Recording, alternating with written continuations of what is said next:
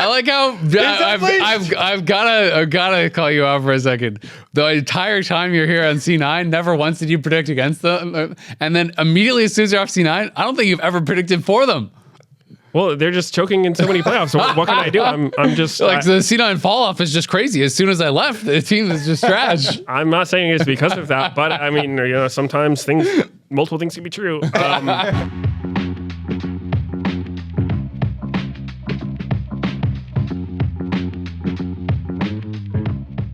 Hello and welcome back to The Dive, driven by Kia, Season 10, episode number 19. This episode is going to be streaming on YouTube and Twitch. Hi, chat. Get in here because it's another fancy episode. Do you like these gold-plated episodes? Yeah, they're good. We've got another Kia announcement. The primetime Kia MVP. But not yet. Hold your horses. Tantalizing. You're going to have to wait a little bit. Locke just got announced, which is actually really cool. I know a lot of people are pretty excited about him. The kit looks really cool. And we got Meteos over here have you been playing him or just playing with him or? So yeah, when I first joined GAT, the gameplay analysis team, Locke was like one of the first things that I saw. They're like, hey, you want to see the next champion coming out? And it's like, yeah, obviously. And so I've, played with and against him in a bunch of tests and seen different iterations of the champion. Mm-hmm. But yeah, he's really cool. I think he's meant to be kind of like this flashy assassin, kind of like Koreans are going to want to play this in a PC bang type thing, kind of Zed vibes. I mean, he doesn't play exactly like him, but I think the goal is like, a cool flashy assassin character. Yeah, he's got resets and all that. Yeah, he's got like a very anime inspired aesthetic. Mm-hmm. I really like that cinematic they did with him in Vayne fighting. He's cool. Yeah, it's super sick. Yeah, he's got aura for sure. So I have played with him a lot, and I think he's pretty interesting. He does a lot of damage, as you would hope for an assassin. The way you said that was crazy. Yeah. He does do a lot of damage. I mean, he's Pre-Riot Meteos was just about to start flaming Meteos had a list of nerfs that he wanted for this champion, and it sounds like they didn't all get in. Dude, I don't do any of that. I'm just there in the tests, and I'm like, wow, I didn't think he would kill me there. But no, I mean, there was a lot of versions of him, and I think he's in a pretty good spot. I think he'll be. I think people like playing him. He's like, he's not as complicated as some other champions because, League's gone kind of like back and forth on the like, we're going to make these like super crazy characters that's really hard to understand, but they're very deep and whatnot. And then they also have, I think they've dialed it back in recent years coming out with a Nefiri. So I think he's closer to a Nefiri than like a Pike or an Akali or someone who's like really crazy. But basically, the champion spotlight's out, and his main gameplay is just like his Q is basically similar to a Nefiri Q, where you shoot out a nail and then you can recast it 2 more times. If you hit champions with the nails, they get slowed. It stacks the more you hit them, and then like you auto attack or use his E to proc the nails, and that's sort of like his main gameplay pattern. He's got sort of his demon mode because he's a demon hunter, which is his W, where I think this ability is one that's this is what I anticipate people complaining the most about with Locke, because basically the way it works is he goes demon mode, he like goes fiery and cool looking, but then he starts burning himself for like a % of his current health. And then at the end, he gets like move speed and attack speed during it. And at the end of it, he can end it to heal himself a lot based on how much damage he took, scaling with his AP. So like you'll see some shockingly huge heal numbers come out from his W, especially even like pretty early in the game. And I think people are gonna freak out about it. But the thing is, it doesn't show you how much damage actually did to himself while it's on. So I think it's one of those things where it's like, it's not as OP as it might look based on the number, but it'll definitely like shock people with how much he heals. I know it scales based on how much damage you take, but also how long it's running. So you can't just like double tap it and heal, right? Yeah. Is my understanding. The thing that seemed really, really strong about it to me, and I think people love to make comparisons to like older versions of abilities, right? And it's like with Mundo, it just seemed kind of like Heart Zapper, right? Where Mundo literally does some damage to himself with his W, and then the damage that you take, you can reactivate to heal a portion, right? It's basically that ability, but Mundo cannot use it while CC'd. Locke can. Yeah. And so that is one of the big things to me, is that if you actually are timing this ability well, you can't just like CC this guy at low health and burst him down. Like you CC him and he could just still reactivate the ability to get the heal even well CC'd. So that seemed very powerful to me. I was watching Pobelter play it a little bit on PBE, and it definitely seems like you could force some pretty nasty trades with the W. Yeah, especially because it seems like he can stick on targets pretty well too. So you can choose your moment, and then you're gonna have some like stat checking ability. Yeah, basically. So I would say the most comparable play pattern from my experience is kind of Echo for how he trades with you. So his W, I think it's like a 20-second cooldown. I don't know if it was changed at all, but it's around a 20-second cooldown. So it's like he doesn't have it for every single trade. So usually the way it'll work is like, if he trades against a mage, uses like his W for the trade, he'll usually come out ahead, and then he'll try to like re-engage on you next time his E and Q are up, because they're like 10-second cooldowns, and his W is 20, and he can usually kill you if he can do that like back-to-back trade. But he's like very vulnerable to heal cut. So usually what we found in the playtest is like if you ignite him during his W, I think it lasts 6 seconds and ignite is 5 or something. So it's like because he's hurting himself as well. Yeah, you'll usually be able to get the heal, and then he doesn't like that. Like that feels pretty bad for Locke when you get ignited. That makes him angry. Yeah, he really doesn't like getting ignited on his W. But so yeah, that's like definitely one of his weaknesses. Ignite and heal cut and whatnot. But yeah, he should be really fun. His E is kind of I heard it described as a reverse Echo E, where Echo E is like you dash and then you jump to somebody, where Locke is like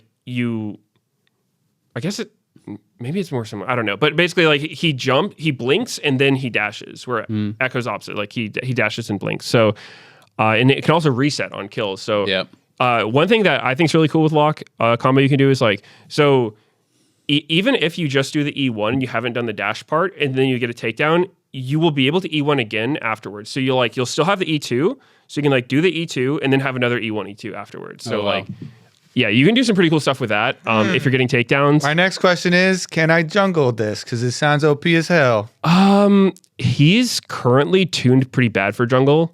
I think the goal is to make him a mid laner, and potentially could be played somewhere else, like maybe top, maybe jungle. But I think at least right now he's not intended to be a jungler, because I think if he's played jungle, it's I don't know. I think he's like really fast. He can run you down. His W gives him a ton of move speed. So I hope he's a mid laner. I'll wait until they get bored and give him some monster modifiers. Yeah, well, it does look cool. The cinematic was definitely really cool. Yeah. So I think a lot of people are going to be excited to try it out. Next week, we're actually going to have a Locke dev on the show to give us some more insight. So we'll save the more in-depth Locke discussions for next week, so you guys can look forward to that. If you want to find out some inside info about Locke from one of the devs themselves. But I think it's time now for the Kia MVP reveal. Some more inside info? It's inside the envelope. Now it's outside. It's escaped. Oh, your Kia MVP is Cloud9. Dum, dum, dum. Vulcan. Support MVP. You don't see that every split? When was the last one? Probably Core. It was Core, and then Afro in like 2018. He won one. Yeah. I think it was 100 Thieves. Probably the only ones. Yeah, that I can think of. And it is cool too, because Vulcan's going to be playing against Core as well. Yeah. Oh, good point. Yeah. Congratulations to Vulcan. Definitely well deserved. It was very cool because there's actually pretty close votes this time. I feel like a lot of times it's kind of pretty obvious who's going to get it. This time I feel like even we had our storm meeting earlier today, and people were kind of like, I wonder who's going to win. Like people weren't really sure. And some people I think were pretty surprised hearing that Vulcan might be the winner. Some people were thinking it was going to go maybe more to Thanatos if it was someone on C9. But the top 5 vote getters were Vulcan with 46 points, then Jose with 36 points, Thanatos after that with 34, then Inspired had 20, and Berserker had 19, and then it drops off significantly after that. So the top 5 all though were kind of like in there with a real shot. And I was a little surprised, but just because I thought if it was a Cloud9 member winning, then it would be Thanatos. But Vulcan did have, especially at the beginning of the regular season, he had such a long stretch where he didn't die at all, and he was racking up like crazy KDA numbers. And it felt like he really did excel in this Enchanter meta. He was, definitely excelling with all of these, lane dominant and Enchanters and getting all these crazy KDA numbers. So congrats to Vulcan getting up there. Thanatos also stealing away votes, and they both ended up in top three. Yeah. I mean, Cloud9 obviously was the best regular season team, right? They won the regular season. Why do you say it like that? Well, because it's a regular season award. True. Yeah, they did win. Yeah, let's go ahead. I mean, I think it's really cool that a support got it, because I think support is definitely the role that is the hardest to appreciate when you're just watching, a professional match going on, but when other teams vote for it. Like when you play against a really good support, you feel it a lot. Yeah. Because, when you're watching the broadcast, you don't necessarily see teams' vision lines and what information they have, but in the game, that's super important. I mean, there was a play where C9 came back against FlyQuest with like the sneak word behind them, which is obviously something that Vulcan did. And I think, just the amount of pressure you put out as a support on the other team, being in the right spot at the right time, not getting caught out, because you mentioned just KDA. It's, a lot of his games have been on the Enchanters. Like he's played a lot of Seraphine, a lot of Nami. He also got a lot of wins on Bard. And okay, maybe Bard's not the easiest to get caught out on, but like a lot of these other champions, like you could just die if you face check their jungler or something like that. Yeah. And so having to pilot around that while still getting information for your team and just being in the right spot at the right time, it's not easy, especially in the pro scene, which is why, for so many years we just didn't see range supports get played very often. And it always came down to that, just it's very hard to get vision. He was also getting a ton, like when you're talking about players rewarding him, when you're looking through, when I'm looking at the voting ballot, a lot of the LCS players were the ones actually giving him the first place votes. That is where a ton of them came from. Out of all of the team votes, like from actual players, because there's one is designated to a player, and then the coaches obviously get the other one. But let me count exactly how many of them were first team. But he had, out of the 8 teams, he got five first team MVP votes. I shouldn't say first team, first place MVP votes from players, and obviously his own team can't vote for himself. So basically he got 5 out of a possible 7 from the other players who were actually voting, which is pretty impressive. And that really was what made the difference. Other people got quite a lot of votes, but he got 12 first place votes, and then Jose and Thanatos both got 6. And the biggest discrepancy was actually from the players, right? Because 5 out of the possible 7 he got. I mean, I felt like this was a really competitive year for the MVP because, like you guys mentioned, it wasn't super obvious who was going to win. I think that you could make an argument for most of the people on this list, like the top 5, even like, I mean, for me, I was thinking like Saint had a really good split. He was 6th. He could be in the running for it as well. So the fact that 5 out of the 7 teams that could vote for him did is crazy, because it's not like they're not voting best support; they're voting best player in the league.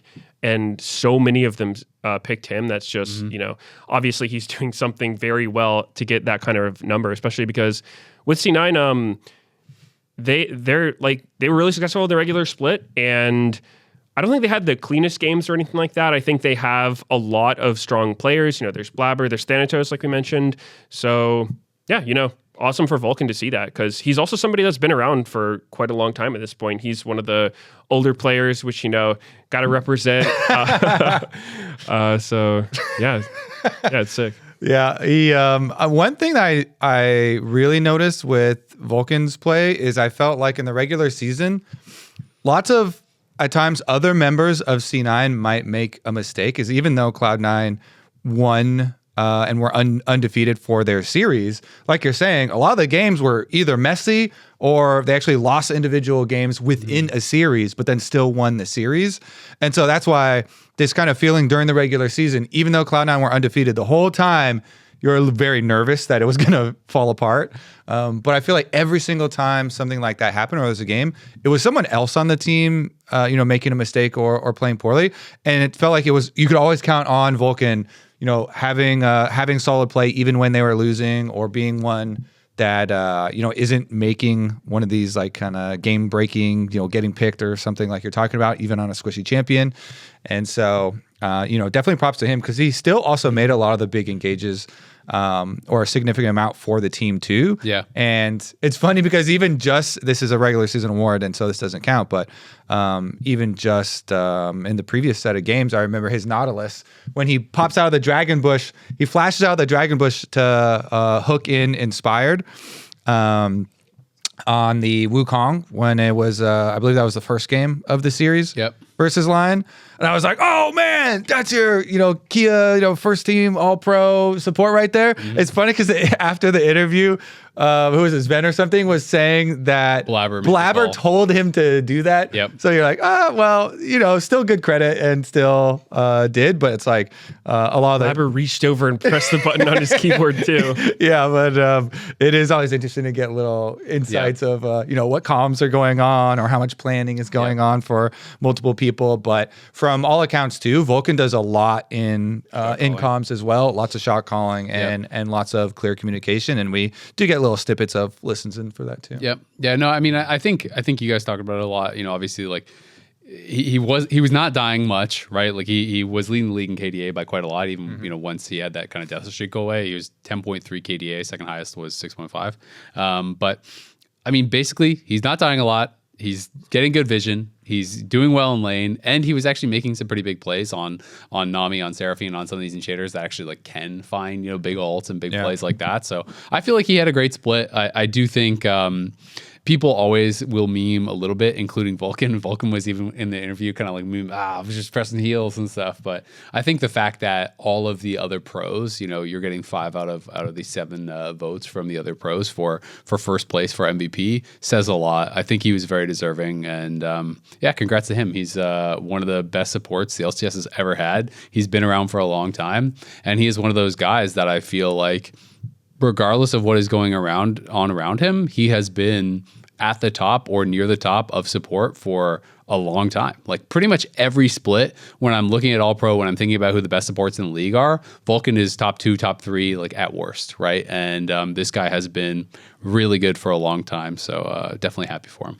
Yeah, one other thing that I think is notable about it is that, Sven has kind of gotten a good amount of criticism for C9, right? He was I think the only member on C9 who didn't get on one of the All-Pro teams. Yep. He's had some, rougher lane phase than he probably would like. And so it's not even like Vulcan's just the support who's playing with, this all-star AD carry and he just follows him around like a good little kitten and gets credit. It's, he's like got not a lot to work with sometimes coming out of the laning phase. I'm sounding more negative than him. Sven's good. They've struggled. He's 1v2ing down in bot lane. It's good. I love Sven. I think that came out worse than I meant it. But I just it's crazy. Some of these other supports getting carried. He's not getting carried. He's doing a lot of heavy lifting himself. Meteos is just like, Riot, I've seen a lot of matchmaking issues there, on ranked. Never thought I'd say it, but it's happening in LCS. Yeah, that's crazy. That's not what I said. I definitely agree, right? Because sometimes you're like, especially if it is one of those cases where people are like, making fun of a Yuumi player or somebody that's like sitting on Berserker, right? And he's going around getting pentakills or whatever. Then you're like, the Yumi's like no hands, playing with feet, type of stuff. But that definitely was not Vulcan this split. Playing with his hands. We have player cams. We can confirm. He was playing with his hands. No feet on that keyboard. And he was not.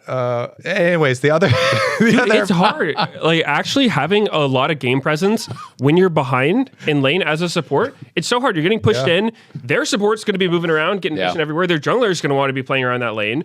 And so I'm just saying, I think it's even more impressive that it wasn't, like he had an easy path, right? It was like he had to overcome some hurdles. And also, I just need to reiterate, I don't think Sven's bad or something like that. Yeah. He has a lot of really good games as well. But just in the grand scheme of things, He wasn't his best didn't have split. his best split. No, I mean I completely agree. And a lot of the issues that did happen in lane, there's a lot of memorable ones where it's like they're winning 2v2 and then Sven overstays, who's by himself and dies and things like that. So yeah, no, I think Vulcan had a great split. Congratulations to him as well as all the other vote getters here. Again, top 3 for the Kia MVP.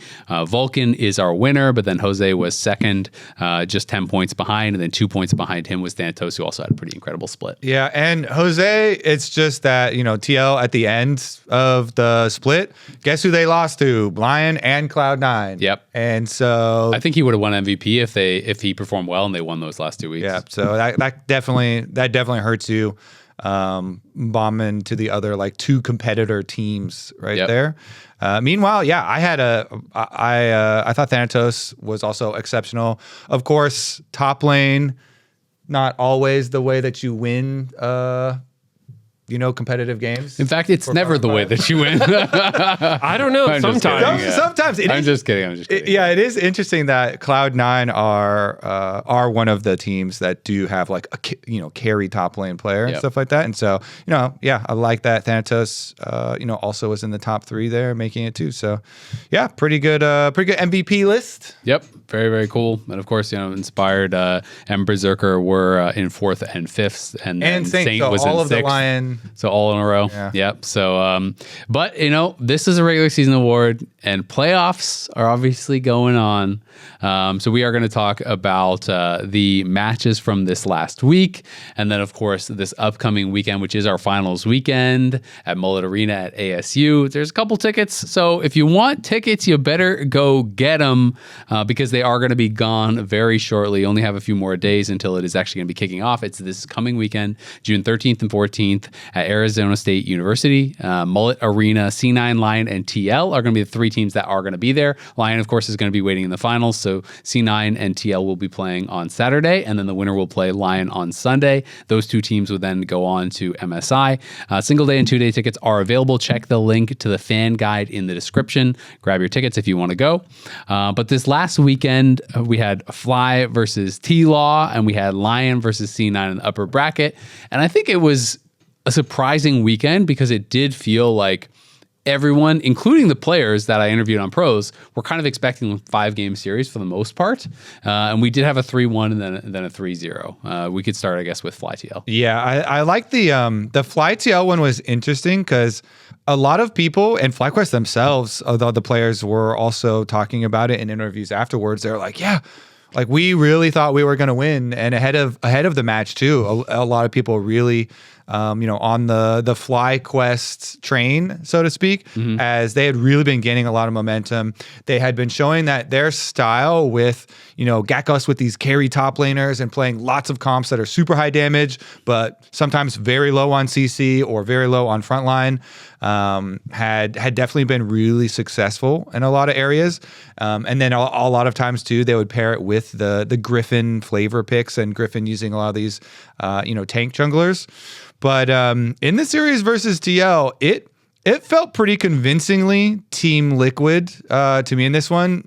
Yes, FlyQuest did get their 1 win on the Shyvana comp with Gryffinn pulling out his Shyvana after he did receive a lot of target bans this whole series. By the way, Teal was banning his Shen most of the games, and they threw in the Nasus 2 of the times, and they banned Mbessa every single game, which is a double ban for Gakkos and for Gryffinn, but also consider that a Gryffinn ban as well. Some of them they also threw the Mundo, and so it was 4 out of the 5 bans were jungle bans here. So lots of respect and lots of focus paid to Gryffinn here. And it felt like that did give Team Liquid the stability in a lot of the other games to be able to pull it off. And I saw a lot of fans with the sentiment of, if you don't run a tank top, people are very quick to just jump on you and tear you apart because it's so much more straightforward when you have a tank top and clear and easy to see the way to victory. But honestly, I do like that FlyQuest stuck to their style and stuck to their guns of having Gakkos. And he played like Gnar and Renekton, right? Those are bruisery. It's not like full, paper carry tops. But I did like that they kind of stuck to their style. They used Gryffinn with his flex picks. They had Gakkos with looking to win lane and have high pressure with bot and side lanes pushing. But TL just, I felt like, prepped a lot really well for this, and they adapted really well to handle them. Yeah, I mean, I thought this was a really interesting series because actually, when I was watching it, I thought after game 2, in my head, I felt pretty confident that FlyQuest was going to win because to me, the way that this series sort of played out was I think that Liquid played solid. I think to me, like when I saw their drafts, they were just the most playoff comp drafts ever, which is basically Playing it safe. Yeah, I mean, it's just you go for this like meta golem-esque comp. I always think of them as double if comps because every team he's on like TSM, Liquid. When it comes to playoffs, it's just like you're gonna see a tank top. You're gonna see Team fighting scaling 80 carry. Right, like a scaling 80 carry, a tank top. You're gonna have some kind of control mage mid. In like game 1, this was. I feel like it would be hard to take something out of this comp and have it be or like replace anything to make it more of a playoff comp, right? It's like Sion, Jarvan, Orianna, Zyrakan. Like this is such a playoff comp to me, and I mean for a good reason, right? It's like a very solid comp. It has good scaling and not a ton of weaknesses. The weakness is usually just like, maybe you could lose some earlier mid game fights because your champions haven't scaled up enough. But like none of these champions are like super bad early either. So I think they're just really solid. You can get picks. You're hard to punish. So I think TL played very solid. And I think that FlyQuest, I thought they were making more of the proactive moves in the series. It felt like to me Liquid was just looking to play defensive and just sort of let FlyQuest go for things. And when it worked for FlyQuest, obviously they were creating leads and getting ahead. But I think Liquid just sort of figured that FlyQuest would fumble at some point, and it did kind of happen. So it is interesting that you're talking about tanks, and Morgan just played the hard tanks. He was literally Impact with a different nameplate on. He was Sion, Cassante, Ornn in their wins. Yep. So, I mean, it's solid for a reason. Yeah, it is really solid. One thing I will say to push back a little bit on the like super standard meta drafts is like game 3 when they just first picked Akali. To me, that's definitely not meta, and that was like. All right, Quid specific. Exactly. That's a Quid thing, right? That it's like, okay, this is what he's known for. We're just going to blind him the Akali. And even in the interview after, he was like saying that he didn't really think they were going to do that. And he wasn't even really sure that it was good, right? But but the coach came over and he's like, you got this, buddy. I mean, I liked it a lot. I thought that was one of those things that to me, when I saw a draft, I was like, damn, Fearless is such a cool format. Yeah. Because I normally you're not first picking a Akali. That's kind of crazy, right? It's, she either will have a bad lane matchup or lack of targets to go for. When you see you're playing against Akali, you're just going to pick carries that are very hard to assassinate and champions that are really good in side lane, and Akali's going to have a bad time. But once you're in game 3, they also were able to ban TF, which was sort of an indicator that they were going for. I mean, I don't think anybody's actually expecting a first pick Akali, but it opens up the possibility too. Yeah. Because even if TF, I don't think TF hard counters her in lane, but just when it comes to team fights, you just press R and Akali's Shroud is genuinely useless. It's so rough for her because you like need that ability to play. So I thought it was really smart, and Quid pulled it off. I thought TL was very smart with their drafts, like you were saying, because I think they kind of just went for the route of, okay, FlyQuest is kind of this wild card team. We don't really know what they're going to pick. They do like to get, pretty crazy with their drafts, which, I mean, I think FlyQuest did some cool stuff, like the Game 3 draft, flexing Rumble. I didn't expect that. Their final comp looked a little bit sketchy, honestly. I actually hated the Rumble flex. I'm not going to lie. I mean, I felt like they way overcooked. Yeah. I mean, definitely. That's something that can happen. And I will say when I played, I would always be more on the TL side of things when it comes to how much do you want to cook. Yeah. Usually I figure, hey, I know this thing is solid and it has like, it's just very, very clear ways to win and it's hard to punish. And then there's the other side where it's like, hey man, what if they don't think it's Rumble Jungle? Like what if we surprise them in draft? It's like, yeah, just because they didn't expect what you did in draft doesn't mean your comp is good or that you're going to win the game. Well, and my kind of feeling on it was maybe they really thought that he was just going to get slammed in top lane with his Vayne, right? Because it's all about the Vayne into the Cassante, right? That's why they're doing this flex, is that it's like, haha, we're changing Rumble. He's not top lane, and we're going to chain gank you. And our result is we're up 5 CS. after 4 ganks on the Cassante and double combat summons Vayne into him, we are up 5 CS. And that is kind of what they got. I thought Morgan handled that lane brilliantly. He did start dying later, when they kind of like kept going back to him over and over and over. But I mean, it just didn't really matter because they were putting so much effort into getting him behind that it never really felt like it paid off. I will say, had the Vayne popped off in some team fights, then maybe you're looking at it differently. I know when Doka played Vayne, he was talking about it as like, oh, I just see it as like a scaling pick. You don't have to necessarily win lane. And there was that one team fight where I thought Gekko's actually had an angle to have like a 1v9 team fight. And then he tumbled it onto a trap. And when Yon was low, he just tumbled into the brush. It was on a pink ward, but he just lost track of it, obviously. And he like avoided the initial engage, killed off Morgan, has Yon at 60% HP, he's full health in ult, and then he just tumbled onto a trap, got headshot, and then got Q'd, and then headshot again, and then died. And it was just like, okay, and then TL got Baron off that as well. So it was like, there was maybe an opportunity, but I just felt like in this game, you already have push as Rumble and Xante. Can't you just play Skarner or something and just have like a regular comp with a frontliner now, and you have Masu on this like Sivir that scales well, and you have quite a bit of AoE to answer Quid anyway. Like you have Annie stun in a shroud into Skarner ult. You can Ishtal's impact Akali out of the shroud.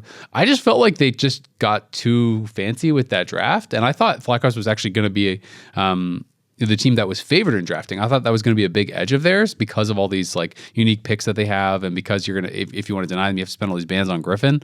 So I just thought that was one that maybe got away from them, and they just got too clever for their own good. I remember thinking the bottom side of the map for this game was a very big issue for them too, because credit to TL, where Jose went down bottom early to the Caitlyn Bard lane, and it felt like that was a really big early lead. And so while the Rumble and lots of people kept going, top to try and gank for the Vayne up top lane, they weren't even like ahead overall in the game. And so it was kind of like split where, okay, you've got some money on this Vayne, but it's being taken away basically from the other side of the map. And then everybody's going to be a viable assassin target for Quid's Akali, which is not normal. Quid's Akali is one of our like highest rated player plus champion pairings that we have in the current league of LCS. And so I felt like that there were a lot of dangerous things happening elsewhere on the map that TL were doing a really good job of getting ahead the other sides of the map early too. And so I felt like it was still going to be hard for FlyQuest. I was like really nervous for them even early on. Yeah. And then, the TL's closeout game as well was back to another tank top, super standard, Ornn top, very, like Victor carry and mid lane stuff for them too. Quid was 1v9 in last game, I thought. Holy, Masu and Cryogen, for like there were a couple of early fights, I could kind of see the vision for the Kog'Maw Lulu damage. Like he would get like several autos on somebody and like, ooh, he could like chasing somebody down. But then when it got to the team fights and they had to deal with Victor damage, like Quid was just moving up and like taking half of 3 people's HP at once, and then the Victor Storm would still be there, and Masu and Crouchin were like, "Oh, where do we go?" And he like walked back into it, and then Crouchin flashed the shield. That fight mid. I remember watching that, and okay, I kind of felt for Masu on that one because even watching him, he exhausted him, and I think he thought he could just stand up and fight him, but he still got just blasted. He got blasted. But then even after when he was walking away, he kind of walked back into the storm. Yeah. And if I'm Masu, I was like, obviously it looked super troll. Like Cryogen had a flash to save him from dying to it, but that storm was really far away from Victor, and it had lasted for a really long time. So I could kind of see Masu's thought process there. It's just like, why is this shit still going? Like, stop, man. But obviously, it was such a hard game to play. I think that I didn't like. I think every individual piece for FlyQuest was okay in the last game, but together it just seemed a little bit weird to me. You have, I think he was kind of cooking with the door and helm stuff. Like on Senna, it worked really well in game 2. And then on Kog'Maw, it kind of makes sense as well because he just has a lot of base damage. He doesn't scale with AD quite as hard as some other champions. And so if you're just tanky enough to not die, then you're also getting buffed up by an enchanter, so it's more effective HP. And they did well in the 2v2 with the defensive build. Yeah, they did. He had Doran's helm, and I'm pretty sure he rushed Tabby's as his first thing as well. Yeah, it was cool, kind of cool. Some other people have been playing Kog'Maw, doing the Navori build for the W uptime. But it did feel like when it came to team fights, they just had no threat on Victor. And like you said, I think Quid's Victor was just such a huge problem for them this game.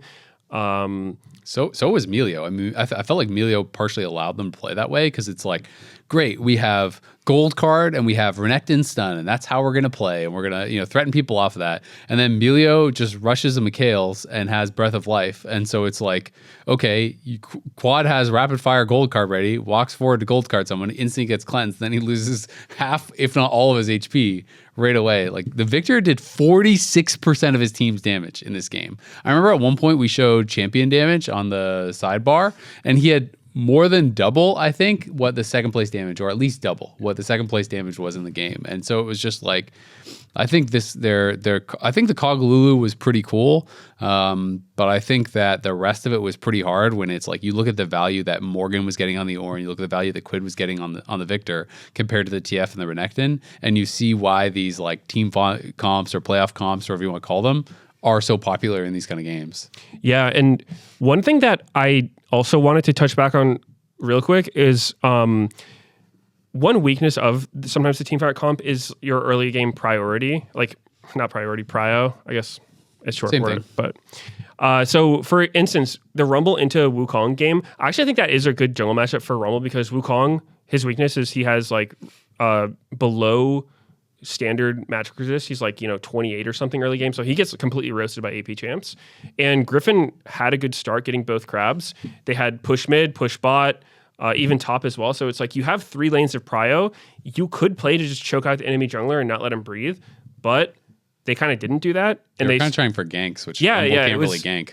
It is one of those things where I am curious if their plan was just, hey, we really want to get Vayne ahead of the Cassante, but in my opinion, I think they should have just played to try to press Rumble's advantage on Wukong a little bit more, like play to get Wukong behind, because if you can starve out their jungler, you can do a lot off of that. But yeah. I think in playoffs, it's easy to sort of let that pressure get to you. And I think, I don't know if Griffin's the same way, probably not, but for me, whenever I'm playing a weird champion in solo queue, like if I'm pulling out something that's not traditionally a jungler, I'll feel this pressure to like try to overplay a situation to justify why I'm picking this thing.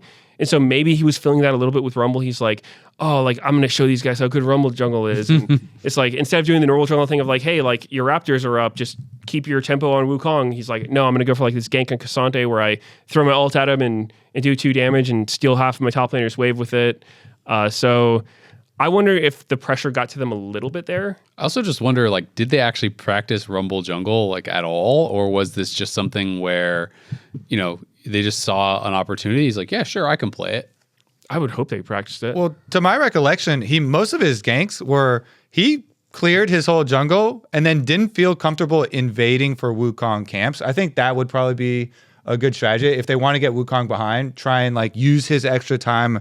After that's the thing though, his ganks weren't on that timer. That's the normal timer to gank. It's like you clear and then you do it, but it was more like he would clear, do something, reset by, and then instead of immediately starting his reclear, he was ganking top, which then made his camps up for longer. And Wukong went for repeated Raptor invades, even though he didn't have a lot of prio in his lanes, but it was just like he was there and Rumble was showing. So then all of a sudden maybe FlyQuest had to drop a little bit of their pressure in their mid and bot because Wukong's threatening, and then it ended up. And their lanes have trash gank assist because you're ganking for a Vayne or for like a Karma Sivir. Yeah. Right. So like that was part of the problem to me as well, which is why I think if he's just playing, Skarner with a Rumble or whatever, like you have a lot more actual gank threat too on some of these lanes, especially because one of the biggest counters to Caitlyn is ganking the Caitlyn, because Caitlyn, gets advantages by pushing and farming plates, and they didn't really have a lot of threat on that too.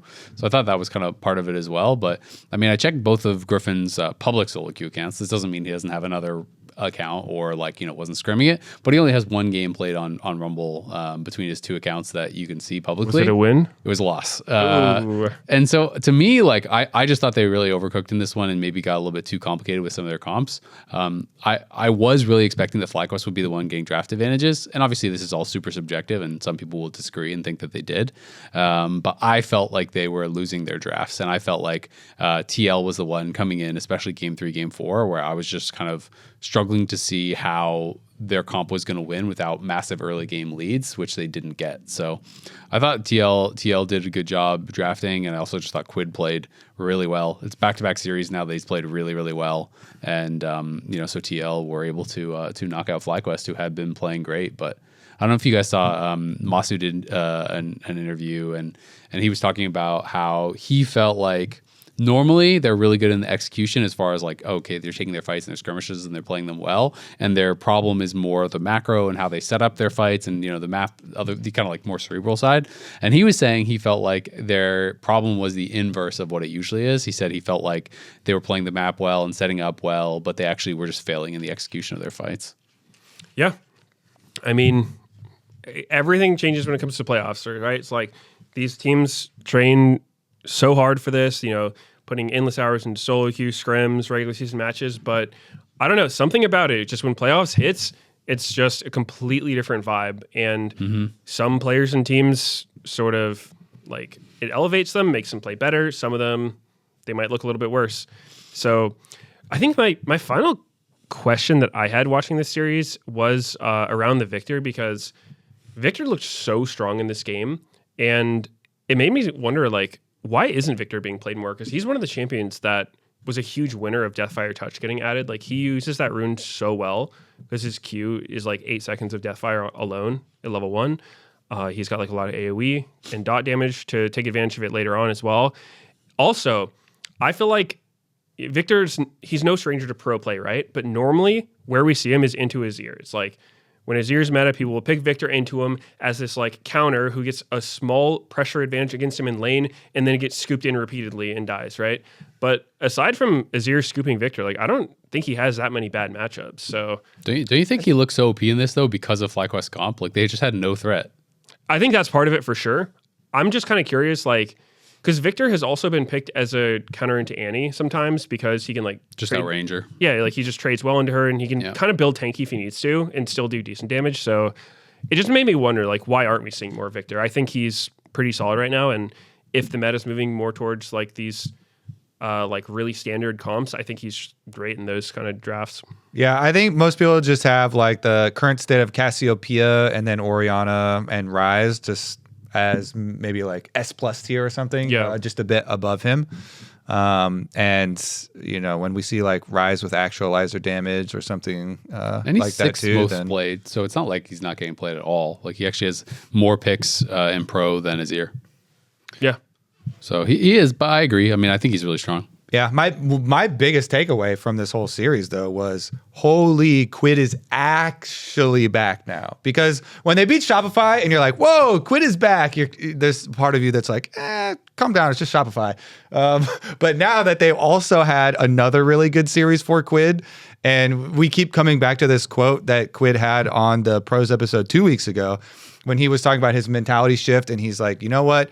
Before I was thinking, hey, it's a super team. I don't have to do as much, teammates can carry, and not thinking so much, I gotta carry. And now he's thinking, I gotta carry, and he's playing like that has been a good mentality shift, and has been what, a lot of people are like, wow, this is the Quid we paid for, the 100 Thieves Quid, Quid is back, type of thing. And so I think that's super exciting going into playoffs, because TL were sold to us as a freaking super team after they restructured around Yon and Core JJ, getting Quid in the offseason, this big battle. Everybody wants Quid. We got him. Boom. And we got, Morgan and Jose.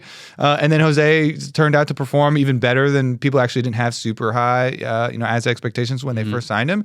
And so this TL team was supposed to be, super team. And now it seems like maybe that hope is coming back for a little bit more super. Yeah, for TL fans, with Quid looking definitely way more super and Jose performing still quite well. So that to me is very exciting for us as we head to Arizona, because I would love to see peak Quid and Team Liquid going against this, because going against APA for sure. Like, they're really close friends. They banter a lot. And so I want to see both of them at their best. Yeah, no, absolutely. I agree. I mean, it just makes it more exciting. And the pros still, every time I'm talking to them, still look at it like, okay, it really was like a top 4 with FlyQuest. Anyone could win. It just depends on who's playing better on the day. And when Quid is playing really, really well, they are way more scary. And I wanted to give a correction, because I looked at, if you look at only top leagues, to your point, Meteos, Victor's 8th most played. So I guess it's played a lot more in tier 2 and some of the smaller regions.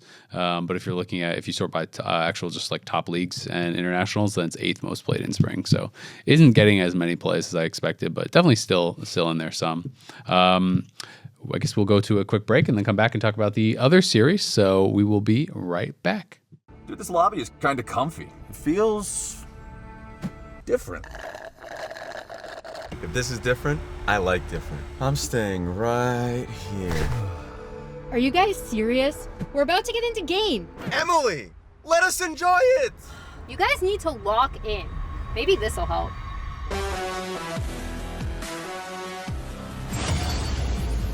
Oh no, not already. Welcome back to the Dive, driven by Kia. I almost said drive, driven by Kia, so I had to stop. I stopped myself. Welcome back to the Dive. Yes, the Dive. And I'm Azale. I just might be. How are you feeling, Azale, about our possibilities this weekend? Well, we should probably talk about LYON C9. Actually, how are you feeling about last weekend? About our possibilities last weekend. How are you feeling about those I possibilities? think C9 would rather not talk about that series, honestly, because I'm not with C9 anymore, so I'll talk about it, because that was. I like how I've gotta call you out for a second. The entire time you're here on C9, never once did you predict against them, and then immediately as soon as you're off C9, I don't think you've ever predicted for them. Well, they're just choking in so many playoffs. So what can I do? I'm just Like the C9 fall off is just crazy. As soon as I left, the team is just trash. I'm not saying it's because of that, but I mean, sometimes multiple things can be true. But yeah, I don't know. This was kind of the narrative brooding around him the entire split, even year, because I don't know. I cannot describe what happens with this team, because obviously, they were undefeated during the regular season.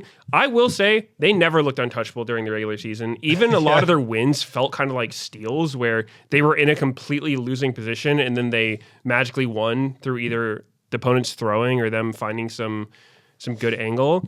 But I don't know. This series it felt like we had seen a lot of these cracks already, and then they just looked like, I don't even know. They got no sleep last night or something. Their headsets weren't working. They couldn't hear each other, because they were definitely just making mistakes that I guarantee they don't think they played well. Some of the stuff they were doing made genuinely no sense. They kept baiting each other. There were multiple plays where, there's this one, I think was it game 1 where Blabber was playing Jarvan, but he went game 2, right? After he flashed out and then went back in and killed himself. He goes for a play onto Bard, and then they don't have mid prio for it. It's like, why are you fighting their Raptors without mid prio unless you're one-shotting somebody, but you can't one-shot with Jarvan Karma. So he flashes, then Vulcan walks up to help him, he flashes, and then APA runs in for no reason. There's like a wave on his turret, and there's no fight to be had.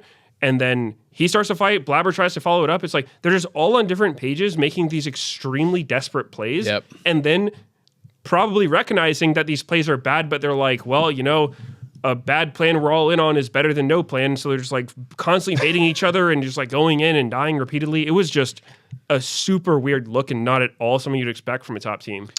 Game 1, he did it as well. The Blabber one where he engaged on the Bard. You're talking about Jarvan, because Kobe and I were talking about this during the series. He engaged on the Jarvan, then he had to flash out, then he goes back in, and the guy still has flash, so it's never going to work, right? Right. But even in game 1 when he was playing Nocturne, they did this thing where he went back in when they were invading his Gromp. And his bot lane is moving to try to help him, to try to cover him, but he kind of just runs back into the whole team. and they just all turn on him and kill him. And it was like, you're in the middle of all three of them, and you have Senna Nautilus. You don't have some like high bursty, DPS. Yeah, bot level lane. 3 Senna. Yeah. So it's like, it's not like you were going to win some really quick fight. And he just kind of like went back into everyone after his bot lane moved to cover him. I mean, Sven is he's even level 2 at this point. So he doesn't even have all his skills. And yeah, Blabber just kind of ran in the middle of their whole team and died. Yeah, he had flash up as well. It's one of those mistakes where you look at it and you just think, something was off there. Like that didn't make any sense. And the crazy thing is now, this is 7 series in a row for Cloud9 now in best ofs that would qualify them to an international that they've lost. 7 times in a row. That is crazy. And a lot of them are directly to Inspired. So when you're talking about Blabber plays and, Blabber versus 6 of Inspired them, specifically, like that jungle matchup, it's what determined a lot of these early games. Because game number 1, like you're talking about, was the Grump one, then game number 2 is the Jarvan one that you're talking about. And by that time, the series is already feeling, like really, really, in Lion's favor. I remember coming out of this one like, what the heck? We're done already? Like, I thought Cloud9 had more in them. Yeah. I mean, game 1, I will say, there was that bad first blood that they gave over. Definitely shouldn't have done that. But that was 2 minutes in. The game went, 43 minutes? And they had Silence Senna. So, like, you're scaling. You had a lot of time to be able to make stuff happen. So, game 1 was definitely, like, possible to win. I thought Dokla did an amazing job finding backline angles in this on the Renekton. The fact that the Renekton looked more useful than the Sion in a game that was like 43 minutes is very rare, right? Like he did a really good job finding angles. Inspired did a really good job finding angles, putting pressure on the Senna and the Ziggs. And also, I thought they used their Realm Warps really, really well from Saint also. A lot of times these offensive Realm Warps fall so flat. But I think because Cloud9 also was only a 2-threat team, it's not like you're just going to get insta one-shot if you Realm Warp in. And as long as you're putting pressure on the Senna or the Ziggs or making them run away, they just had so many more threats, it felt like, on the Lion team that they were like creating space. And I just felt like their divers won this game for them by always making Sven and APA's job really, really hard. So I thought that was really impressive. I don't know if you watch pros, but I talked to Sven on pros about this, and I just kind of like straight up, hey, this is like 7 in a row for Cloud9. Haven't been to an international since 2023. Like, the narrative is that you guys are choking in playoffs. What do you think it is? And he said, like, he didn't agree with it. He basically said he thought it's not choking. It's just that they're like just failing a little bit in the execution. He said, like, he doesn't personally feel nervous and doesn't think that the other players are feeling necessarily nervous in this. But I do feel like it is hard to believe there isn't something a little bit more in these games. Like, when you have lost 7 international qualifying series in a row, to me, that is more than just like happenstance. There is something else, even if it's not necessarily like being vocalized, I don't know. It just feels like they play down in playoffs and some of these other teams are playing up. So it also, to me, because I thought it was so interesting too. I thought it was really good and hard that you asked them direct questions that could be really painful to answer. But when he also answered and he said, no, well, the time where we beat Lion in regular season, he also felt like they played worse. He used he's used the word trolling, but like not like actually like intentionally trolling, but like he felt like they made some mistakes. And so it seemed like he thought that they were probably favored to win. And so that was also a reason why he didn't, maybe he didn't think that it was choking for Cloud9 to lose to them, because he's like, well, Lion are so good that, in the regular season games where we did beat them, it was them messing up, because it really did seem like they completely had their number. I mean, the problem with, because I think C9 honestly says something pretty similar every time this happens, where, because this isn't the first time or the second time, it's almost every time at this point in playoffs.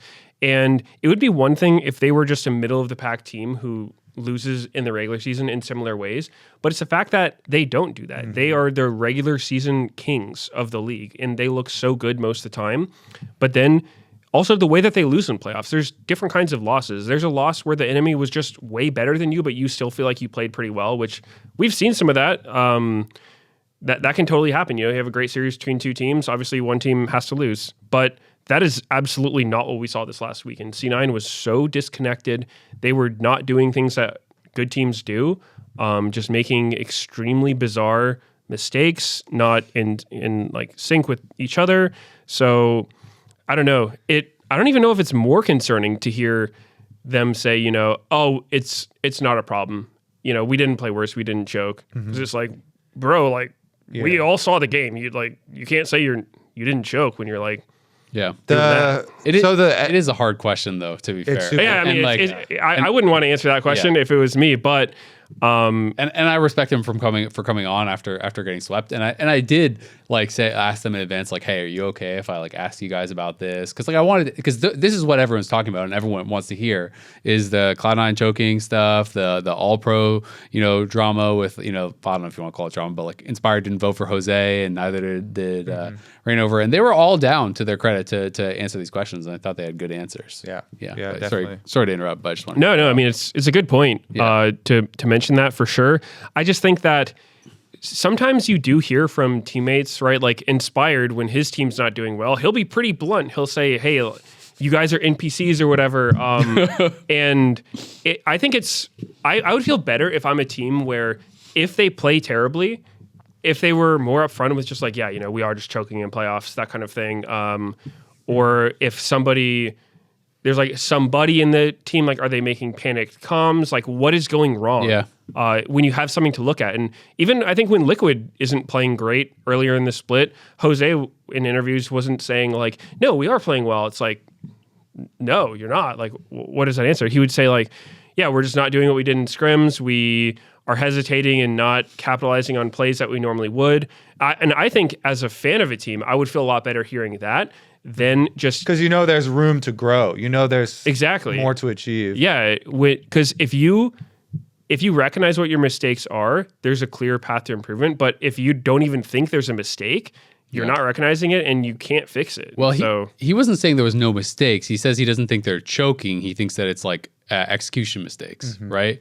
Yeah, but it's just... So it's not. He's not saying, oh, we played perfect. It's weird. Yeah, but he's saying we messed up, but I don't think it's nerves or choke. So I'm not disagreeing with your overall point, but just I don't want to misrepresent what he's saying. Yeah. That's a good thing to clarify.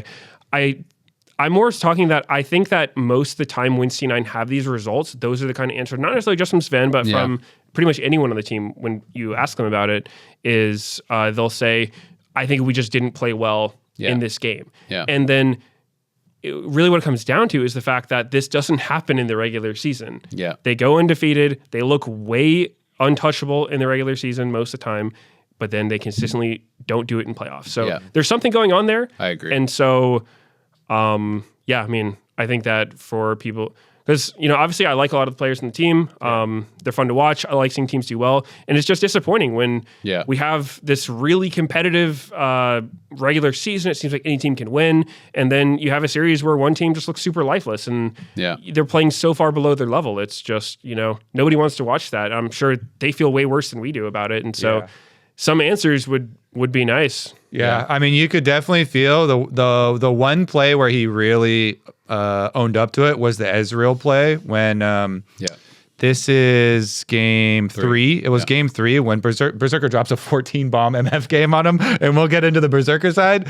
But this was a play that we also were very curious about when we were casting, because we got a comms listen in afterwards of Sven sounding really down and being like, I guess it's never a play. And so we were like, oh, wow. So it was a coordinated pre-planned play where they actually had, when we went back to look, APA was roaming and Blabber was there. So it was going to be a 4-person dive on bottom side to strong side the Ezreal bottom side while, LYON were up on top side of the map. But Berserker just and ults the wave and also tags Sven with it and chunks him all the way down to 100 HP or something. And then Sven, kind of gets back in range and Berserker's like, okay, great. Pop. And, flashes for him and gets the kill and kind of puts a stop to a whole 4-person intended play where people were, taking time to kind of move down there. And that is something that he directly owned up to. And that was that was definitely a mistake on me. And then also, I loved the conversation where Inspired then, took over talking about that game also, the third game. Because at the Dragon fight, and this is another one that sets up Berserker, who had this amazing Misfortune game, but Inspired was like, sometimes when you're in a situation like that and you don't have a good way into the fight, someone has to like step up. And he was like, yeah, if they all go on me and they're going to like flash on me guys and initiate, then you guys, it's on you guys to win the fight after that. Yeah. And, you know, Berserker Adam is like, they do go on him like after the dragon, where I thought Cloud9 maybe would he play it slower or like walk away after they, you know, get some of these scenarios, but they go on to Inspired and then their group up for this, like, I can't remember perfectly. But, I got it pulled up right now. If you have the clip, we can watch it, and we can watch the big Misfortune Ultimate where Inspired walks up as the willing sacrifice here. Yeah, I thought this was really interesting, and this is where I kind of like agree with what Meteos is saying, where it's like you can't. It's not just random every time. Where you know there is obviously nerves or something, but this is his play that Inspired was talking about on pros, where he goes up and he's kind of just like strafing back and forth, and he said on pros he's just trying to get them to overspend on him basically, and Blabber flashes on him. They flash Malphite all of them. They use like so many tools, and then that allows the MF to go completely untouched, right? Because now all of a sudden you spent all your threat, you spent all your CC to actually go for this engage. Even Vulcan flash ults on the Rakan, like everything is used to instantly get in there, and then Berserker is completely untouched, gets this fatty Rel engage, you know, on the Malphite and all these people, and they get the big bullet time. And this is one of those things where it's like they talk about this, you know, and Sven said he felt like they could have won game 1 and game 3 and like actually been up 2-1 in that spot. And when you do look at the game states in the drafts, I do agree with that. Like I think game 3 actually, I was talking about it even during the draft. I was like, Malphite is crazy here. You're playing against Orianna MF and it's going to be a Jace top. That's like the god pick. And then they actually locked it, and they did this like Sejuani swap, which the Sejuani lost anyway, so it didn't even matter. But I thought they had a really good draft. It's so hard for MF to actually plant and play against Malphite and Rakan and all these champs, but like Inspire recognized how to play out the fight in this situation and gets them to spend 3 flash ults on him to kill him. And then now all of a sudden Ori and MF and everyone is just untouched. And so I feel like those are the kind of like big plays and big moments where you can say, yeah, it's execution, because it is. But also if it always happens to your team, then there is like something that is clouding your judgment in these big moments, right? And I think that is the tough part for Cloud9 when it's, you know, now Inspired across 3 different orgs has beaten them six times in international qualifying matches. He's 6-0 against when he's playing against Cloud9 in international qualifying matches. And that I don't think is just a luck thing, right? There is something more, and that's where I agree with you, where it's like you can't just say it's just execution or whatever, because it's always happening. And I think that players in these playoff moments, the players that are winning and winning and winning and winning, it's because they are recognizing the better play, or they are stepping up in that big moment. When Doublelift was running NA and always the one to win a title, regardless of what team he was on, it just felt like, okay, he's on TSM, he's winning titles. All right, he goes to TL, they win 4 in a row. All right, he's back on TSM, guess who's winning again? TSM, right? It's like, it's not luck. It's the fact that they were drafting for these team fight comps, and he was team fighting better than all the other 80 carries, and that was making them win, right? And I kind of feel the same with Inspired here. It's like, he is recognizing these angles and these ways to play where I don't think a lot of people would be calling that out and thinking about that in that moment. They would be just positioning for Shock Blast, and they would just be fishing with Shock Blast, and then nothing would happen, and then they'd just like back off, you know? But like he recognizes, hey, if I position forward and they overstep, that's how we win the game. And I feel like that is what is so impressive about a player like Inspired, is that like he A, recognizes it, and B, just does not care at all what anyone else thinks about him. He's going to do what he thinks is the best to win the game, and he doesn't care if you flame him for dying in a situation like that. And C, he communicates it really well to his team. Yeah. So it makes it look like everybody else's idea of the fight looks so clear and like along his lines. Because in the replay you're showing, Dokla and Isles' part in the re-engage is huge. You mentioned the big Rel ultimate, and Dokla like nails the Rakan on the side with his Sejuani ult to make sure like then the Rakan even gets sucked into the Rel pull-in on it too. And you know, all of the setup for the Berserker, like Berserker gets all these kills, but everyone else does all the work. Exactly. And everybody's on the same page because Inspired is communicating so clearly you know, all of his plans for the game. And so like that's the total package bringing I feel like what makes such a big difference in especially high pressure games, international games, in you know, international qualifying games and playoff games and stuff like that, is having really clear views of what your win cons are going to be for the whole game and also for individual fights. And it feels like it does make it so much easier for the rest of the team to also think clearly and play clearly, because their comms listen-ins, while they're super funny with some of the language they use and some of the flaming is Jace, they're also very like succinct and clear. I love very clear that his Jace sucks. I love the banter.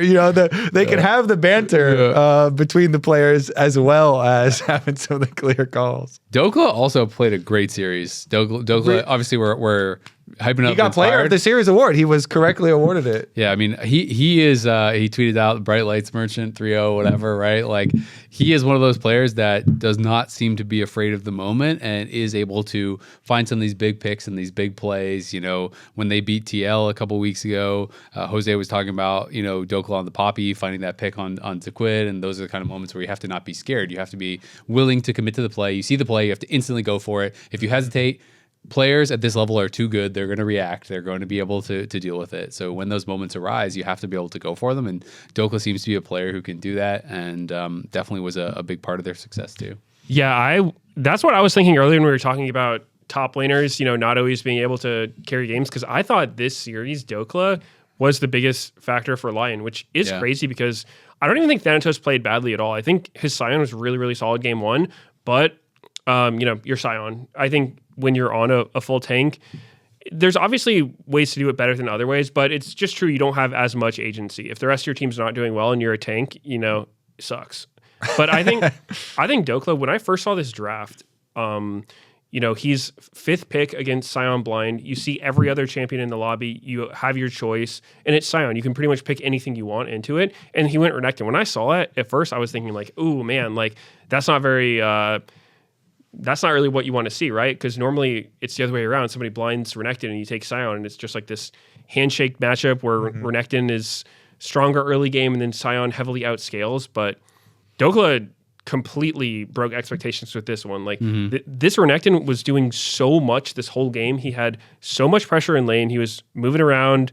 He made this champion look so much better than when you normally see him in pro. Because normally he's actually that champion that everybody gets flamed for playing, right? It's just like the Annie of top lane or whatever. It's like you just pick him and you look like a noob most of the time because you get outscaled. His rumble as well. You're going into Thanatos Aurora with the counter pick, and he's just soaking so many ganks. Like, unironically, he was making so much space for his team and buying so much time in these ganks for his team to respond or get more elsewhere. His rumble was insane. There was that sequence where I think he gets a solo kill bot lane and then TP's up top lane to turn a play where I think Saint's getting run down or something by like Blabber and Thanatos. And I don't know. Dokla was a completely different beast this game. He was having so much map pressure.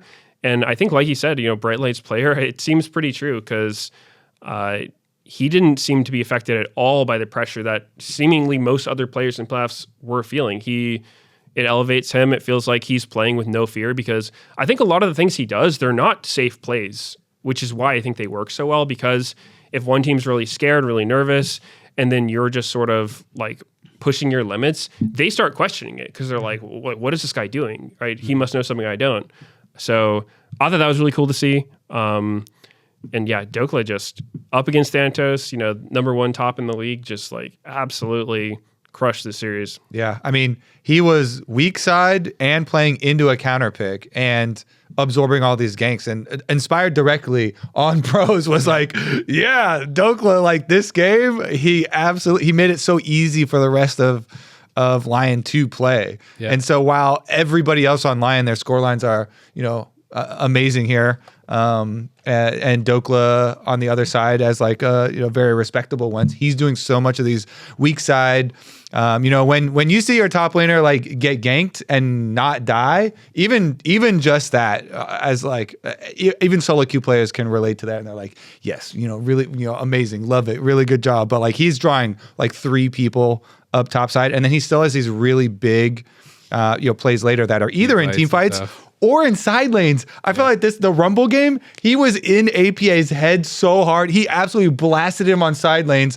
The first time he just runs at him and goes through the Tibbers ultimate and just burns him down and kills him. And then the second one, he takes half his HP, back steps, and APA whiffs the Tibbers as he's trying to he's like, don't kill me again, and throws it down. But Douglas already turned around and jukes it.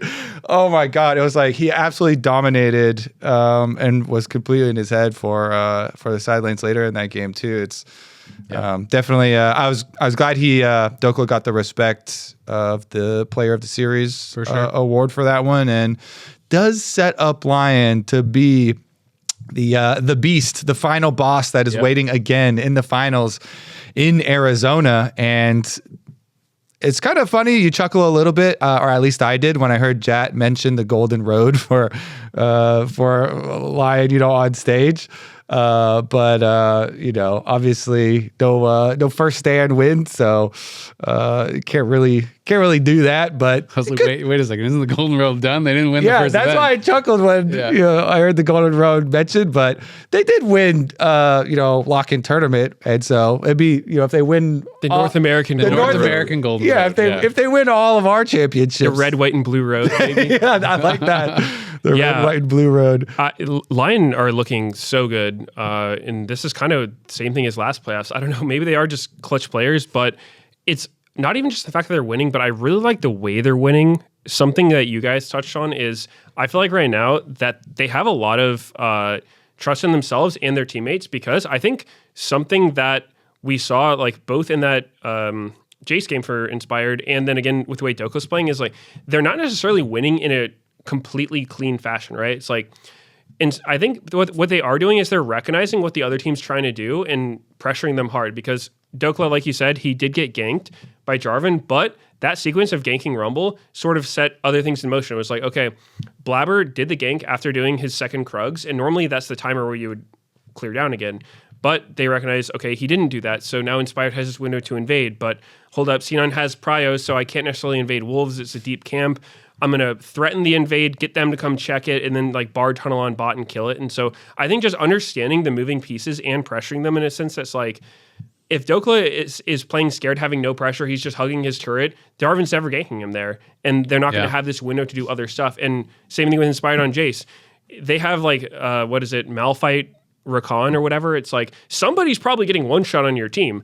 But if you have enough faith in your team that's hey, we could all play really scared and not want to be the guy who gets killed, or we can all just pressure them and they'll take one of us out, but they'll lose afterwards. I think that mindset is the winning mindset in League. And it's super cool that LYON's doing it. And I feel it does elevate everybody on the team knowing that's everyone's going to pressure hard.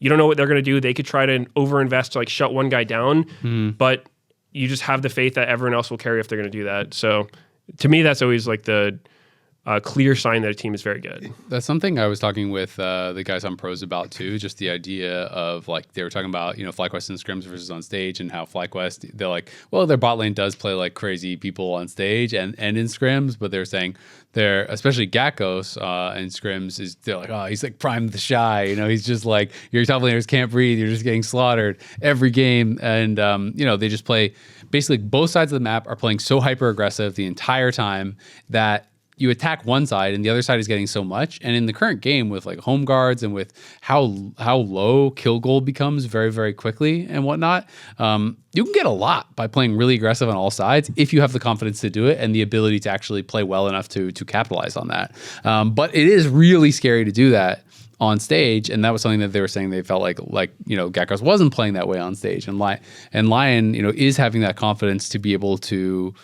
play aggressive in these moments, know that their teammates are going to capitalize on it, and it is really, really cool. And he said that he feels the meta right now, it is very easy and possible to have these good death moments. Yeah, I liked I like that term when you're not afraid to die because you can get so much. Yep. With that all pressure style. Yep, it's why a lot over the years being a KDA player sort of has a negative connotation. Yeah. And I think a big reason of that is kind of this concept we're talking about, where it's I feel your KDA, sometimes if you're winning, you'll have a really good KDA just because you're crushing the enemy team. But if you're playing intentionally for KDA, and maybe you're not pressuring as much as you should. Maybe you're Yeah. the Jace who's setting outside of engage Who's range. just shock And so now all of a blasting. sudden, like your MF is the one getting ulted, and he's not getting the big ulti. So Yeah. like there are times where it's totally fine to die if the other team is over investing into you. And I think you have to be putting up that pressure. Like you have to be willing to die if the other team is going to overcommit for Yeah. it. And that's why it's so important. So if there's players that are just like, nope, if I ever die, this is just a bad play. It's like, nope, that's not how the game works. You know, it's funny. The first time I had this kind of conversation, I think, was in 2016 with Hai. Because Hai, I was talking to him, and he was kind of telling me like his philosophy on team fighting was basically that like it doesn't matter if I die. It's about thinking about like the greatest possible contribution you can make in a team fight. And for him, a lot of the time that was like going in, drawing cooldowns, and trying to deal the most possible damage, even if that meant that he was going to die early in the fight. And like that was kind of how he viewed it, or at least you're laughing. Yeah, that's true to this day. Yeah, I'm playtesting with him. I see that all the time. Yeah. Well, I remember thinking like, you know, this is 10 years ago now, but him having that conversation with him, and I was like, yeah, that's like really cool. It's smart, right? To think about it like, hey, even though he is playing a role that at the time was traditionally more the like play safe role and sit in the back and whatever, he's like, yeah, but if I go in, I'm going to deal 1,000 extra damage in this team fight, and I'm going to die, but they're going to have to like, if they don't spend all their stuff on me, then they're going to die to me. And if they do, then my team's going to kill them. And so it's kind of like the modern day of that, which I think is really cool. But we have obviously playoffs not done yet. We got finals weekend coming up this weekend. And the pros are still telling me it's anybody's game. So I think it is really exciting with as much as we have hyped up LYON. Yeah, they are the big boss. They're I waiting. think it is Lion's game. The other people are playing the game, but it is Lion's game. It's I feel. it's so funny though, because Inspired is so honest, and in other splits he's told me like, no, we're not going to lose, you know, and like we're going to win and stuff. And this time, every time I talk to him, he's like, no, we could lose. Like, you know, like he's like, they're good. We could lose. Yeah. And he said that about all the top 4 teams, and he's maintained that the whole way through. So, you know, whether or not they will play, the other teams will play well enough on stage to take them down. They are the defending, title holders. They won lock-in. And C9 versus TL, I think it's going to be really interesting because there's tons of pressure, I think, on both of these teams. I think it feels like TL has some more momentum. Obviously, they're coming from the lower bracket. They won back-to-back series. You know, they're feeling really good. Cloud9 is probably feeling super depressed, getting 3-0'd by LYON in the upper bracket. And for both these teams, this is MSI on the line. Even if you lose to LYON, if you get top 2, you're going to MSI. That is big. Especially for Cloud9, I think that's huge because they haven't been since 2023. And for TL, I think there's just tons of pressure in winning. I mean, you were talking about this in the story meeting earlier, Kobe. You could see the reactions from the coaches when they won the series. Like, that series meant a lot. This is high pressure for these guys. They know that, hey, if we get knocked out in 4th or 5th or something, like, we might not have jobs. You look in their eyes at those reactions. That's what I was thinking. And it makes a lot of sense too if you like the track record for Team Liquid. When Steve makes some big signings, he wants big results, and they didn't make as. I mean, okay, so it's a tough topic because different teams care about EWC different levels. Yeah. But very clearly, TL care about it. They care about the most. The most, because they have teams of all these different games going to it. So the rewards are really big.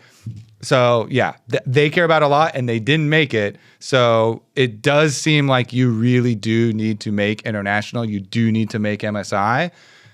Or the investment wasn't worth it. Or the investment wasn't worth it. And Heads of the world. Exactly. So it does feel like there's so much pressure there. Yeah. So, I mean, I think it makes this series really, really exciting. And it is kind of one of those moments of like, who is going to be able to deal with that pressure more? You're going to be playing in a venue in front of a crowd. And this is a series that is so important for how people will define your team and like how they will view your team. You know, are you a failure? Are you a success? For Cloud9, I think it is so important for them to qualify for an international. It's been so long, and you just can't debate whether or not you agree with it as a player. Everyone thinks that you are chokers now, and the only way that gets washed off is by winning a big series like this and going international and saying like, hey, we did it, you know.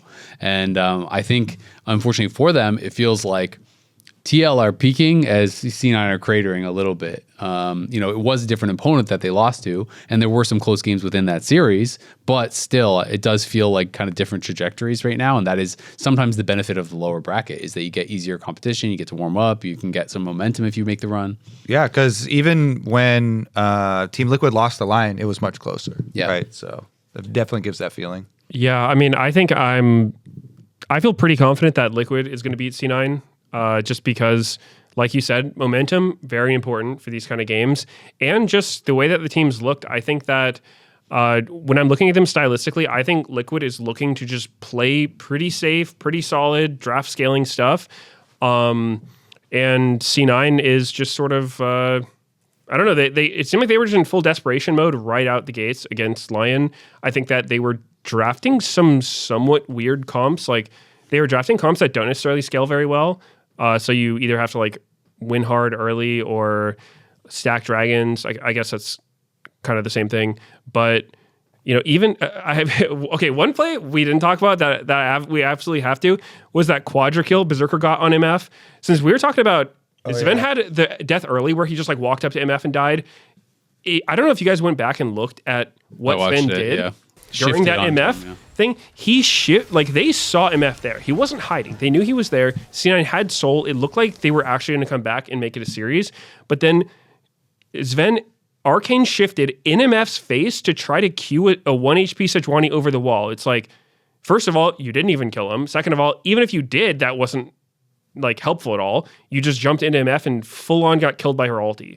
It was just... If you showed me this play and it was one of those guess the elo with nameplates off, I'd be like, okay, it's like a gold player smurfing an iron, like what this MF did. It was like, yeah, it was cool. He killed everyone with the ult, but like, what the hell is that team doing to die like that? And I don't know. It was just weird. C9 absolutely playing way, way, way below their level. So I don't know. It's too consistent at this point. It's just, we see this all the time in playoffs. We just saw it. So I would love for them to prove me wrong here, but they just haven't shown it. So there's no reason I can think they will. Man, it is. Yeah. It just you felt bad for Cloud9 watching this series. So it would be incredibly hard to predict them to win now, going versus TL, especially since, like I was talking about, the TL series versus LYON was significantly closer. Yeah. And like you're saying, they showed a lot more stability, I would say. So, it definitely feels much more TL sided, especially if Quid continues to show this form, and you do get this Quid is back narrative, the 100 Thieves Quid, the MVP Quid, then TL truly will, should be favored in this series. That being said, as you're talking about, like so many players all split long, keep going, oh yeah, anybody of the top four, anyone could beat anyone. Depends on who shows up on the day. They even said that on pros too. It's like, depends on who performs on the day and who, shows up on the day. So Cloud9, they definitely could make a recovery, but you would not bet on it given the last things that we just saw from them. I agree with that. I will say though, I feel like Cloud9, I don't know that they would say they're intimidated about LYON or anything, but like Inspired's been beating their butts for years, right? So I feel like playing against TL will feel different in that way, because I feel like it's not that kind of like demon that you've just lost to again and again and again and again and again, right? So not that TL's not scary, but I feel like it will be a bit of a different mindset playing against LYON than it will be against TL. So, I think that could give them a greater chance. It's funny, last week I predicted LYON would beat C9, but I said that I thought even if C9 lost there, they would win in the lower bracket. Mm-hmm. But after watching this series, I really started to be like, damn, like I know I said that, but I don't really believe it anymore, because it does feel like it is a bit of a mental block. I do think they are probably going to feel more nervous, more stressed. Yeah. But I hope that they can have a really good series and have a good performance so that even if they do lose, it is competitive. Obviously they got swept by LYON, but I will say Game 1 easily could have won. That was 43 minutes. Game 3, they had Hex Tech Soul. If they didn't fail in a couple of these team fights, I think they could have won as well. The quadra kill that you're talking about was obviously even after that Jace bait where you got them to over engage. Had they played that differently, they could have won that fight. Had they not over kind of crowded into Berserker. Because the craziest thing about that Berserker quadra is that his this fight breaks out at 24 minutes, and at 24 minutes he has 25 seconds on his ult cooldown. When he pressed alt is literally the split second it came up. And he was just kind of on the outside of that fight the whole time. And I feel like when he held it that long, C9 maybe just thought he didn't even have it anymore, right? Because they're all walking into him. It's a crazy screenshot. If you pause this, the split second before he ults, it's it's all of C9 on his screen. Admittedly, a lot of low health bars, and then Sven at full HP. He's the only one there, and he still doesn't have ult. And then it comes up, and everyone is funneling in towards him. Play it. Come on. I need to see it again. Right? It's pretty crazy. I think C9 should have a better showing for themselves.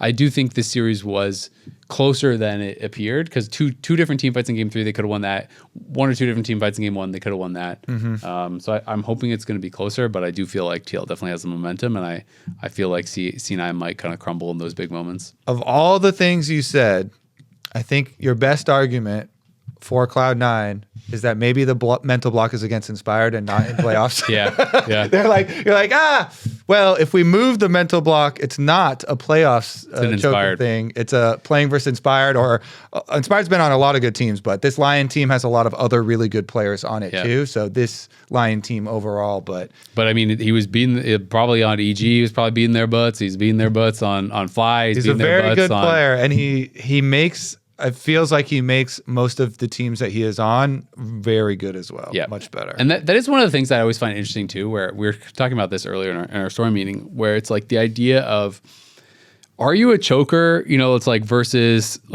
does this guy just make everyone look worse? You know what I mean? Because Inspired has some crazy stats against basically everyone in the league and does make everyone look worse. And it's no mistake. When they play against him. Exactly. That's what I mean. His opponents.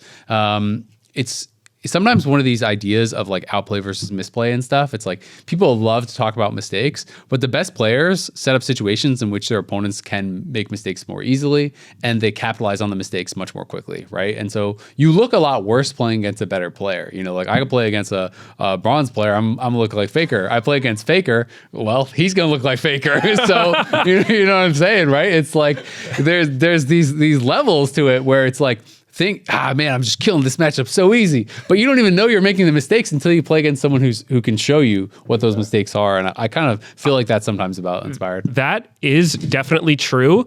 The only thing I would say sort of as a counter and a little bit is the fact that C9 have beat Inspired, right? Yeah. It's not like they, it would be one thing if they could never beat Inspired and nobody could ever beat Inspired, because it's internationally, I'm not upset if you lose to actual Faker on stage. I've done it, all the greats have. or Gen G, right? It's the fact that Inspired's teams have gotten close against Gen G a couple times, that's super sick. Yeah. But nobody's expecting you to win. It's not like you're saying oh yeah, man, they just choke against Gen G. It's nah, but C9 has beat them. They know they can beat them. It's not like they've never beat Inspired. They've done it, just not in playoffs when it matters. Here's part 2 of my argument. Okay, let's hear it. I don't think Inspired cares that much about regular season, and I don't no cope. Seriously, there are a number of players. Impact is a player that is famous for this as well. Where I talked to a lot of players, a lot of teammates, and it's they're pacing themselves, unironically. You're giving me a funny reaction.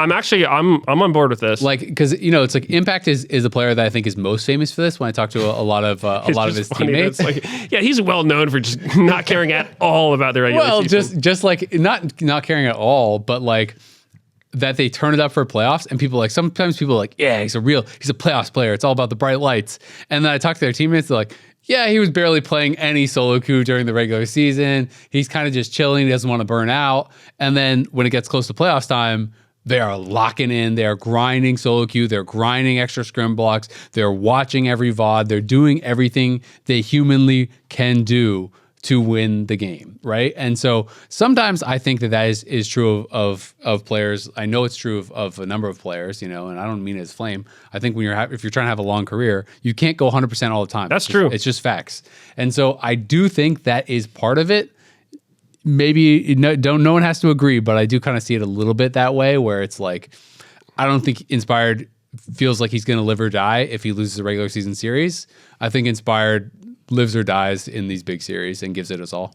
I think that is a good point. I think there's probably something there, and maybe C9, maybe they just need to pace themselves more during the regular season. Like, unironically, maybe they like care you're too just much making fun about of me. it. No, I'm not. Maybe it sounds like I am, but like I think what you're saying is true. Like, I think there are players, and I was more laughing at the idea of like Impact has earned this reputation of just like not caring more so than like you're saying it, because I think it is true for some players. Like, not that he doesn't care, but just that he doesn't want to burn out. He doesn't care as much. As long as you make the playoffs, it's like, I'm still in with the same chance as you, whether I'm 4th seed or 3rd seed or 1st seed, know? Yeah. I think that is, there's something to that for sure, because I know that in my experience, it's like your current form can change pretty drastically just based on like how much you're playing. It's like if I'm spamming solo queue like 10, 20 games a day, I'm way better than even if I just take a break for a week or two where I'm just chilling. Like I'll notice my skill can go up or down pretty drastically given how much effort you're putting in regularly. And so I think it's probably no different for pro players. I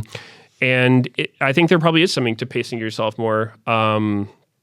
Definitely. So maybe C9 unironically needs to do that. Maybe they just need to like chill during the season and then ramp up when it matters. I still think though that even if they chilled during the regular season, and at least maybe this is me just reading a lot into Sven's answer on pros when he's talking about them playing LYON and when LYON beat them versus when they beat LYON, and him being like, well, when LYON beat us, I felt like they were not locked in. They were trolling. Yeah. And so that it seems like he and Cloud9 have this view of Inspired and LYON of like they are better than us, and we beat them because they weren't locked in. And then, well, playoffs is the expected reason. They locked in, so this guy's really good. He's gonna has a good chance of beating us. Maybe not is going to beat us, but like has a good chance. Yeah. And so I think regardless, even if they relaxed, they would still look at Inspired teams and LYON, because this LYON team has a lot of very good other players on it. But I feel like they would still look at this team as like, oh man, like this is the big boss, right? So I think that they just have a ton of respect for this team, and maybe it does make them second guess or make more mistakes. Yeah, I mean. We're definitely going deep in the theory. It could be right. It could be right. It's fun to talk about, though, right? It is definitely. I think that I guess what I would hope to see this weekend for C9 versus TL, I think that one thing C9 could have going for them is like, obviously I'm disappointed by what we saw last weekend, but I still am rooting for them to break the curse because I want to see teams play well. That's all I'm here for. I want to watch good league. So I think that. One difference is I think Dokla just played really, really well against C9, and I don't think TL is going to do the same thing in the way. I don't think they're going to pressure as hard. I think they're going to sort of like sit back, and I think C9 does better against teams that play that way. I think that they struggle when they get pressured super hard, and so not so that TL won't do it, but they haven't really been doing it. I think they have slower early games a lot of the time, so. I think that Thanatos will probably be able to get an edge on Morgan, especially because Morgan, it feels like throughout the split, people have been saying he's kind of like, people are catching up to his level. I think he was, pretty ahead when he came in, and now he's not as ahead. He's playing a lot of tanks. So I think Thanatos should be able to like get some advantage there. So I would like it to be competitive just from recent results. Seems like it's, still probably pretty liquid favored. I kind of hope C9 win just because I'm starting to feel bad for the whole choker narrative, and C9 was so synonymous with international success for so many years. They were always the team that you trusted to make it to quarters, or when they had the semis run, they would often go as like our 3rd seed through play-ins, but you knew they were going to smack play-ins. You knew they were going to, be competitive internationally. And so it is weird to have this drought where they haven't even been there. So it would be exciting if they can do it, but also, if TL wins, they deserve it. I'm going to feel so bad for whoever loses, because we were also just talking about how, look at these TL staff, it feels like their jobs are on the line. Yeah. And Cloud9, they're just like, oh my God, I feel whoever loses, your heart's going to break. I just want everybody to have fun. Can they both win? Can we get another MSI spot, please?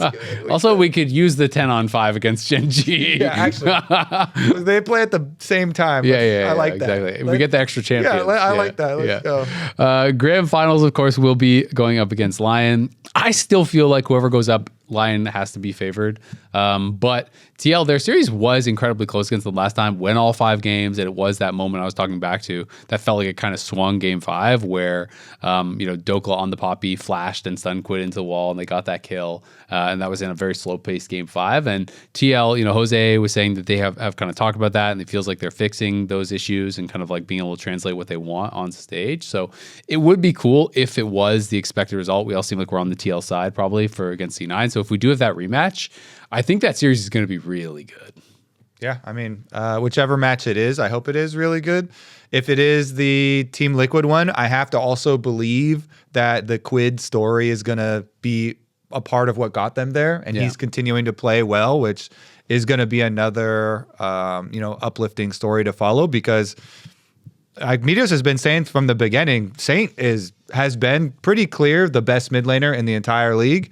And so if we can get like a new challenger, like Quid breaks out of the whatever's been keeping him down and we get 100 Thieves Quid back, that'd be super sick to see, what could theoretically be our, 2 best mid laners going super hard and see a better matchup. One more thing that I thought was noteworthy in mentioning is that I talked a lot about Lee Sin in the meta right now.